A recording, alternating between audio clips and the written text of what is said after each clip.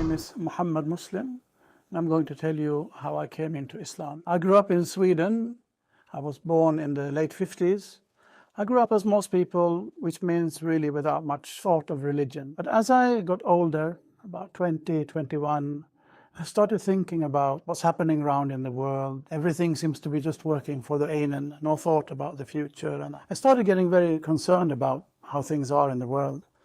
And without really having been particularly interested in religion, I started pondering over what's the meaning of life, what happens after death, etc., all these big existential questions. I started wondering and pondering, and during this process, I suppose I became aloof from my friends and the things that they like to do. And after a lot of thinking, I came to a few conclusions.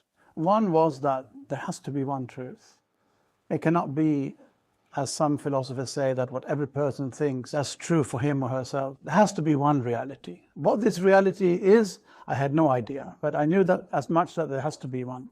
Maybe no one in the whole world realizes it. Maybe some people realize and some don't. I certainly did not. And also I thought that all these questions that are going around in my mind, they have only one answer. And this one answer will be so simple that 1 and 1 makes 2. It has to be simpler than that. But after this, it was as if there was a barrier. I could not get any further just by thinking and pondering and wondering by myself, as if I needed some outside assistance. There was a wall that I could not scale. Anyway, during this process, I also quit college for the 4th time. And I went to the north of Sweden where my sister and brother-in-law had a farm. They were trying to live original lifestyle. They used to call them the green wavers, like the green wave. There was a green wave, 70s, people trying to get back to a more natural way of life. So they had this goat farm in the north of Sweden, living a very traditional, old-fashioned life. I went there to live with them and found a little cottage up in the forest on a mountain and started living there all by my own. Every so often I'd come to my sister for some company and some food. And one day when I was sitting in my sister's house, this man walked in through the door, and he had a big beard, an enormous turban on his head.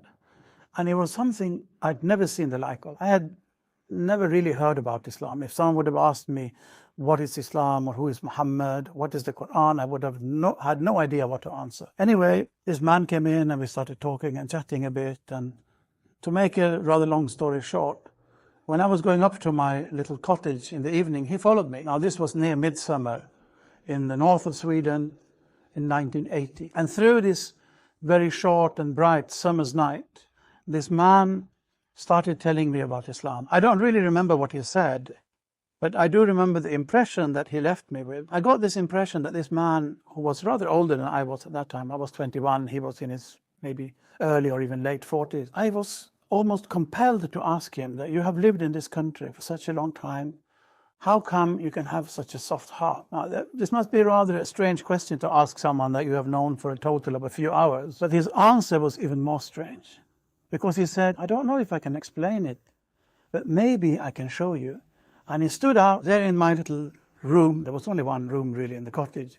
He stood up there in my cottage and without any hesitation said the Islamic call to prayer, the adhan. And then he started saying his prayers. I realize now it must have been the morning prayers. Having talked through the night, this was time for the morning prayers. And as I was sitting there on my little kitchen, traditional Swedish kitchen settee of a wooden settee, I was sitting there cross-legged in a corner of the settee, and he was now praying in front of me, showing me how to keep your heart soft in this harsh and cold world. But it was so powerful, it was overawing. Out of awe, I was not even able to watch. I had to lower my gaze. So I'm sitting there in the settee with my gaze lowered, and he's praying there in front of me. These prayers, he sat down and did some meditation, you can call it, some dhikr, we call it in Islam, some remembrance of God. And I do not honestly remember now if it was during the prayers or after the prayers, during the remembrance, that it was like there was and this sounds a bit, almost a bit funny, but as there was a ray of light from the heavens straight into my heart, that there is only one God. Suddenly I just knew there is only one God. And I realized that this person, this man has what I'm looking after. This is the thing, at least for me. So I decided there and then to follow him. We were talking that he was going to Pakistan. He had I think he used the term his guru, meaning his spiritual leader in Pakistan, We do not use the term guru in Islam, but to make me understand what he meant, I think he used that term. And I'm going to visit him, so if you dare, you can come with me. Not if you have time or if you can afford it, worldly as that, but you have the courage, you can come with me. So I decided there and then I'm going to go with him to Pakistan. So within a week or 10 days, we got our passports and visas and everything together, and we went to Pakistan. But it was really this night, somewhere very near midsummer in the north of Sweden, that it happened to me. I can honestly say that in the evening, I had never heard about Islam, and in the morning, I was a Muslim. Already the same day, he taught me the prayers, he taught me the ablutions in a very beautiful way, and that's the way it went. I went with him to Pakistan, spent my first Ramadan, my first fasting months in Pakistan, traveled with him to Morocco, spent 3 months in Morocco, and both with him and on my own traveled around Europe, visited a lot of places where Muslims live, Muslim, what you could call a theological school. I studied basically to become an Imam. But the story of my conversion, or my falling into Islam, as I prefer to call it, was this one night in the north of Sweden. So at the moment, I'm working as the Imam in Masjid Aisha in the city center of Stockholm, and I'm also working as a teacher of Islamic studies and Arabic language, among other things, in a Muslim adult education college or a community college, also situated in Stockholm in Sweden.